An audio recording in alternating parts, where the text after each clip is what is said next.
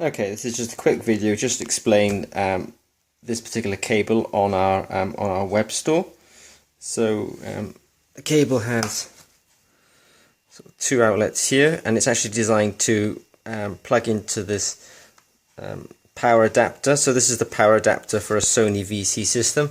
So if you have a Sony VC system, that power adapter looks something like this.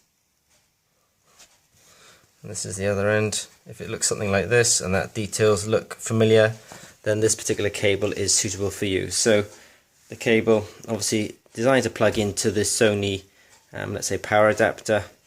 This one's in the UK plug version, but we also sell the European version, so that'll be on our web store as well. Obviously that plugs into the wall.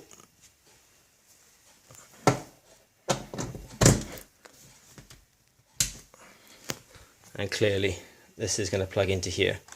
So just wanted to do a quick video just to explain what this item actually was. Okay, thanks very much.